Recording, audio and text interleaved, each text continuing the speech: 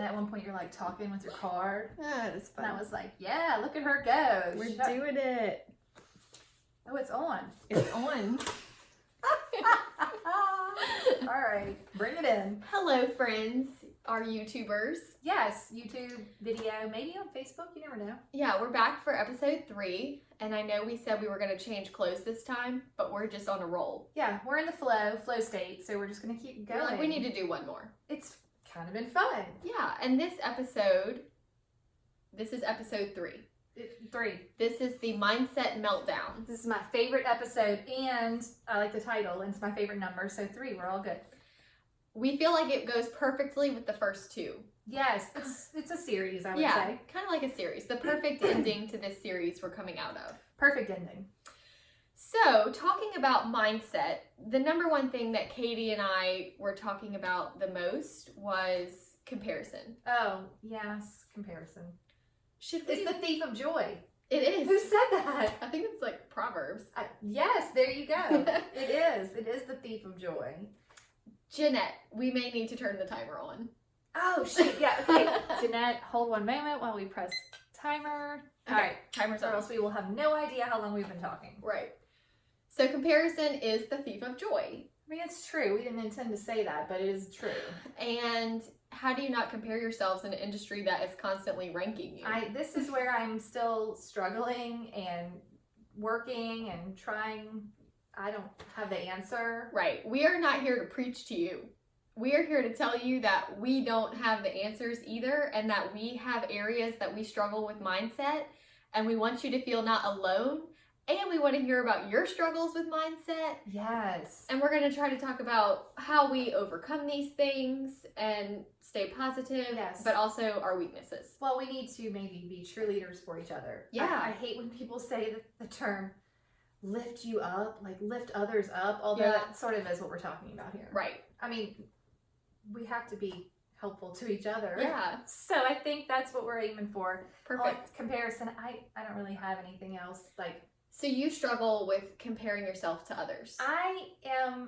I'm Ricky Bobby. If you're not first, you're last. Mm-hmm. So I never feel like I'm at the top because, I mean, well, how many realtors? 2,300 did a transaction.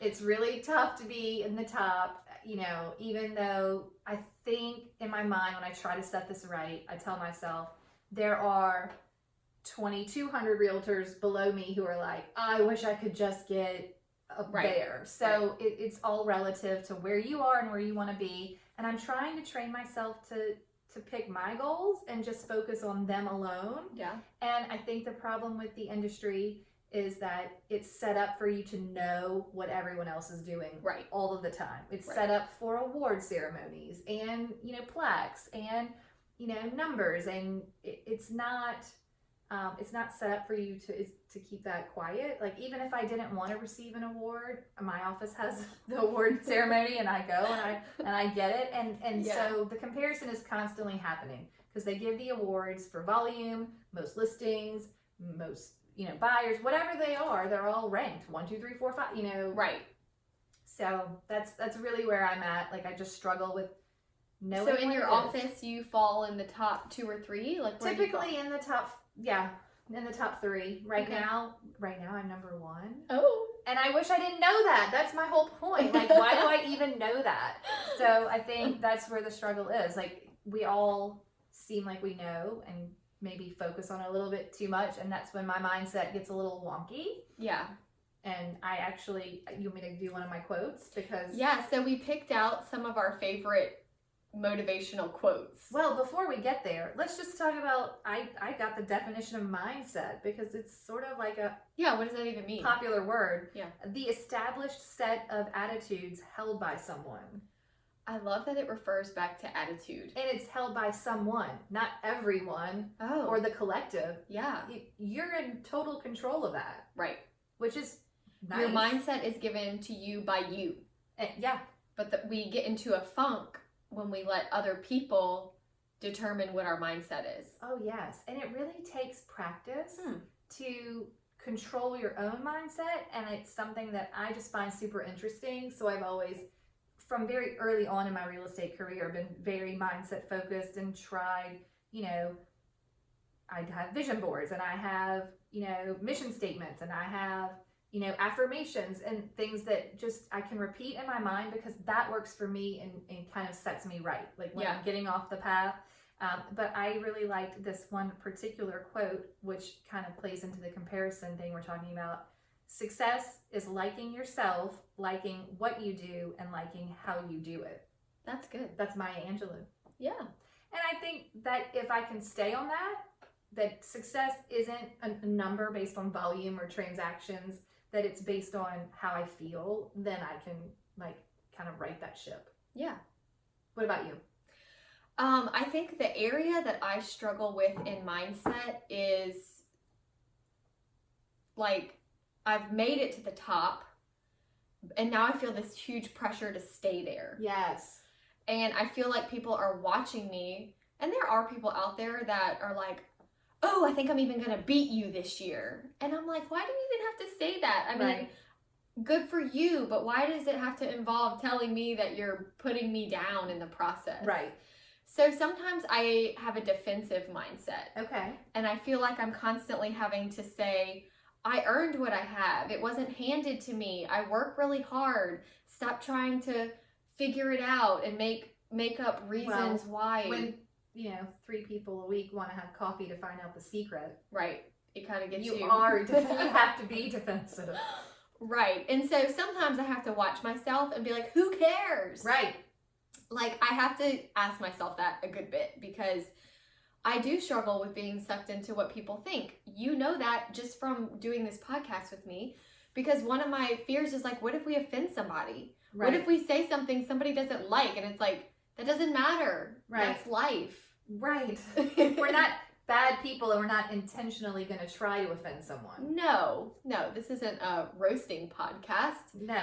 But some of our views are going to be different, and that's okay. We're not here to necessarily appeal to every single person. Right. It's just a discussion. But it is hard to keep your mindset right in your case, especially when people are trying to tear you down to make their building taller. So yes, instead of just building their building taller, they're trying to make your building smaller. It happens. Yeah, right. Like, I know it's very difficult. And I'm also really hard on myself. Okay.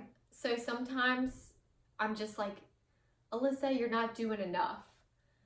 I find that to be hilarious. I don't mean enough business. I mean, for example, I go to this mastermind group, and every week they have a new topic, and every week I leave there going, I am not a good realtor. Oh, God. Because they're like doing all these self videos and drone photography and these crazy newsletters. I don't have a newsletter. They're doing all these fancy things. Right. They're like, sometimes when I watch you comparison, okay, like on Instagram with all your stories and like you're so good at that, and I'm like, I'm not doing that. I need to step it up here. Like, there's everywhere you look, you can compare yourself to someone. Well, that's the problem. It's very easy to do it and get stuck in that lane where you're just comparing. You're in the mastermind group because they want to learn from you, and you're probably doing more volume than most of the people in the mastermind, and yet you're leaving the mastermind feeling like a fraud. Like, right. Like the comparison got in your head. Yes. And you're not a fraud. Right. But sometimes that's where my mindset goes when I'm in mindset meltdown. Yes. That's where I go when I'm struggling. I'm like, you're not good enough. You're not doing enough. You should be doing more for the volume that you're doing. Yes. You should be more, what do you call it? Automated. Oh. You should have more systems. You should have more assistants. You should. And it just overwhelms me. Right. How do you get out of that? Okay, so I go for a drive with my windows rolled down. In the heat? In the heat. It's funny because sometimes I'll come home and my husband will go, you smell like outside. Shut up. And he knows that when I do that, you're having a moment? I was having a moment and I had to go for a drive with the windows rolled down. And as long as you keep going, the heat doesn't bother you. Okay, I want to hear more. Is there music? Are you screaming? Like, what are you doing? No, I'm not really a big screamer, but there is usually maybe some music, maybe a podcast. And okay, so For those of you not in Baton Rouge, we have the Mississippi River Bridge. Yes, you go over the bridge. I drive over it. And it's like a reset button? It's like a reset button. Oh my gosh, I'm loving this. I drive over it, sometimes for 5 minutes, sometimes for an hour. Like back and forth, back and forth? Just one time. Once I have gone far enough, I turn around and come back. And when I get home, I'm like a new person. I'm like totally level-headed. Wow. It's like I'm physically, literally driving away from it all. And literally, I've said literally like so many times, but I will go over the bridge and get off at the first exit sometimes and turn around and come home. Like that was enough. There have been times where I have driven to Lafayette. And you're like, I'm not fixed. I'm not fixed. How do you know when you're fixed? When do you turn around? I just get this like it moment. Clicks? It clicks. You're looking for some sort of clarity or peace or... Yes. Okay. Just something that lets me know, okay, I'm fine now. Oh, wow. I just need my space. Yes. And it makes me feel like I have physically left where I was. Well, because the only voice the only voice you're hearing at that point is yours. Yeah. And that's when it gets easier. Right. But the problem is that when you hear the other voices. Right. Right. I think we all have people in our life that will keep telling us who's number one, whether or not we want to know who it is. Yeah. Or just the situation in general, or just the industry in general. Like something is going to creep in, and it's very hard to block out those voices. Right. Oh, that's very interesting. In 2017, I was having my record year. Okay. And it was maybe October or November, and our office secretary came up to me and said, Alyssa, did you know that you're going to be number one this year as of right now? And I'm like, no, I didn't know that. And I was so happy with my year. Right. And now I feel stressed. Because you didn't want to. Because I have 2 months left. Like, I got to live up to this. Right. Like, I'm so close. What if I don't make it? Or like, why did you tell me that? But also, like, who are you fending off and what difference does it make? Exactly. None. Makes no difference. Because I laugh when I get really comparison focused. My office is very small. So how many agents are in your office? Gosh, I don't know. I would butcher it if I pretended to know. Okay. Hundreds, like 200? Okay, fine. There's about 20 in mine. Okay. So whenever, let's just say, for instance, right now I'm number one, I just automatically discount that in my mind to like, well, I'm only in this tiny little office. So you finally get to where you want to be. It's never good enough. And you're like, it's not good enough. Because my mindset is messed up. And so I'm trying to resign myself to it completely and be like, I know my mindset is broken on this. I know that I am never going to be okay with comparison. I know that knowing the ranking is never going to be good for me. And I have to find a way to turn that off. And I haven't found it yet. You haven't found it yet. I'm working on it. I feel like even just talking about it out loud on a public platform. Right, that'll be fun. Admitting it is step one. Yes, you know? it is. Right. We're podcast therapy. This is podcast therapy. Yeah, you guys today. are really witnessing podcast therapy. Right. Because we're not here with the answers. We don't have the answers. If you have the answers, would you please email us? Oh, that would be great. hustlehumblypodcast at gmail.com. That would be great. We need the answers. If you have the answers, send them. We'll read them to our listeners. So we know how you do a mindset reset. Yes. Do you have any ways that you keep positive in general? Okay. So one thing that I discovered was while I was growing, I am a people person. Okay. So I'm very social. I do thrive off of other people's energy. Okay. That's why I love the coffee dates. I would ask people above me to go on coffee dates. Well, then you find yourself where you finally made it to the top in your ecosystem. You're like, who do I go to now? Who do I go to? So I started serving at the state level for the Louisiana Realtors Association. Okay. And then I met people bigger than me. Okay, good. And that was cool. Right. And then our company also does a top 30. So my company is in the Gulf South. Okay. We're not nationwide, but we're in the Gulf South. And they do a top 30 trip every year. Okay. I think this year will be my 5th year to go. But it's pretty consistently the same top 30 people. Okay. And those people have become such inspirations to me. Like, I have a really good friend in Mandeville who is consistently there, and I talked to her on the phone this week for like 45 minutes. Oh. And she has inspired me to set a goal to buy a beach condo for my family. Oh, fun. And as investment property. But it's like, it's cool because I can talk to someone above me about these things. Right. And it just helps me not feel alone. It gives me some solidarity in where I'm at.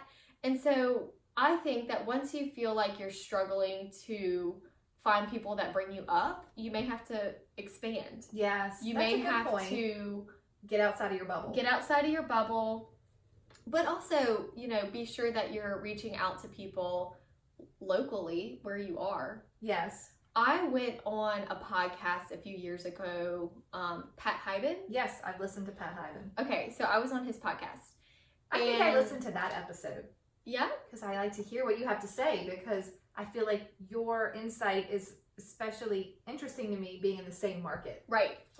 It's easier to relate when Right. it's the same market, Yeah. you know? I think because we think that the markets are all different, Right. but They're not but really. the overall culture and the job is the same. Different market, like housing-wise and numbers-wise, but same mindset problems everywhere. Same problems. Okay, so you're on the podcast. I was on the podcast, and after the podcast, that's when I started getting phone calls. Oh. And yeah, so I didn't get like dozens, you know, but I got a handful of phone calls from people around the country that heard the podcast. And they wanted... Some just wanted to say, hey, I heard you on the podcast. I had a quick question. Okay. Some were like, hey, I heard you on the podcast. Great job. Okay. If you ever need a realtor here. Oh, right. Okay. Yeah, smart, good for them. Smart people, huh? Yeah. Hustling out there. So I thought, you know, maybe I need to expand my reach. Oh, one thing I thought was interesting is I recently posted in my story on Instagram, thanks to Katy. So proud. She showed me how to do that. I'm like an old soul millennial. Right. I should know these things, but they do not come naturally. I've been an old soul my whole life. But I posted a picture that I was Googling how to Instagram story. Oh, right. And a girl that, okay, so 2016 or 2015, I was in the National Association of Realtors magazine, 30 Under 30. Right. So the class of 30. Yes. We don't have as much of a camaraderie as you would think we would. Like, right. I maybe became friends with some of those people. Okay. But one girl that was in my class replied to the story. Okay. And I have never really communicated with her on social media. What did she say? She said, "You got this." And You're I like, responded. oh And I was like, thanks. Like, it was really encouraging. And I followed her, and she's following me. And we have this, like, camaraderie. Okay, we'll get to this in our Instagram social media episode, but it really is a great place to reset your mindset. Go find people that you like on Instagram, Facebook, whatever your platform is that you enjoy, and go say something nice to them. Go and follow. See how many people come to you and start saying nice things to you, and you start having a positive, non-competitive relationship. Because when you seek people outside of your market, you really eliminate that competition part. Right. You're not going to compare yourself to someone who's in California with an average sale price of $1 million per house. And so the relationships are, even probably going to somewhere like Mandeville, it's not far away, where you have your friend. Yeah. We're not in direct competition. If you can find someone or some people that are outside of your market to relate to, I think that probably would help with your mindset. It does. It helps with mine for sure. Yeah. I found a few that really have become friends through the internet. That's awesome. It's nice. Yeah. Okay. What else do you have in your quotes? Do you have another good one? You can do anything, but not everything. Oh my gosh. I remember, and I've heard this one before. I try to tell myself this when I fuss at myself for not having a newsletter and for not delivering Christmas pies to all 600 of my past clients. Whoa. And for not handwriting, hundreds of letters a week. Anytime that I find myself just really weighed down on things that maybe I could be doing extra things, I say, you can't do it all. No. You can do anything, but not everything. Right. Because the problem in real estate and probably in any entrepreneurial endeavor, any business, there's so much more you can always be doing. Right. And maybe that has something to do with our personality type, though. I feel drawn to try and do as much of it as I can. Right. Like, what else can I be doing? How can I add value to my clients? How can I reach out to different people? It's hard. And I have to tell y'all, when we were getting ready for this episode and I was talking to Katy about quotes, and she pulls out like a legit vision board. Oh yeah, y'all. I should have brought it for the video. Why don't you go get it? Do you really want me to go get it? Go get it. Oh, okay, Jeanette, hold on. I'm gonna get this, and you'll have to edit me back in. Pausing. Are you gonna talk to the video? I'll talk to the video people. Okay. But y'all, this vision board is double-sided because one is from years past. So she's been doing this for a long time. I've never had a vision board. I don't know if I want a vision board. I just don't even know if that's something that would be beneficial for my personality. But it's very impressive. But it made me go, should I be doing this? Should I have my goals highly outlined? Probably, but I don't. You're gonna have to retell them that. Okay, here I come, friends. I'm back in. Okay, Jeanette, I guess you can probably start back in a second.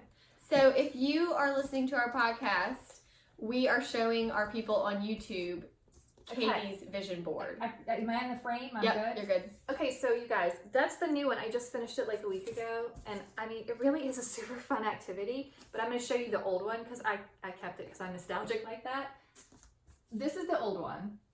I did that one probably when I was 2 to 3 years into the business, and I filled the board with all kinds of things that I just wanted to focus on, and I really feel like I stumbled on, you know, I love a webinar, it might have been a webinar, I love an online class, I love a class in person, but I stumbled onto something about mindset that was a class, and they talked about vision boards and affirmations, and some people probably think it sounds hokey, but really, if you choose to focus on things that are good and positive, it makes this huge difference. So I made that board on the backside early on, and it's been probably over 10 years since I did it, and I just did another one. That's because awesome. I'm trying to, you're always working on your mindset, or at least you should be.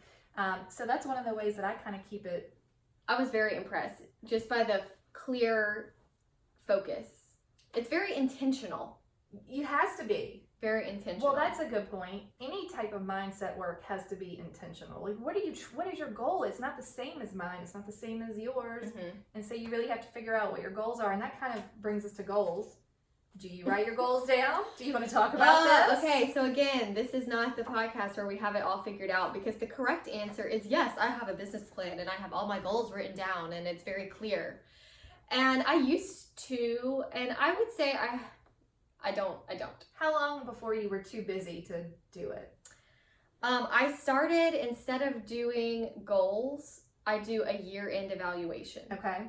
And so you see what you've done. I see what I've done, where it came from, where can I improve, how can I get better for next year. Okay. But I don't pick a number. I was going to say, is improving for you changing how things are going as opposed to changing the number of transactions? Because it doesn't feel like you're at a place where you need more. My husband is really big into like coaching, mindset, and always bettering yourself. He's very into That's mindset. Cool. It is cool. And one thing he always said is that you don't focus on the end result.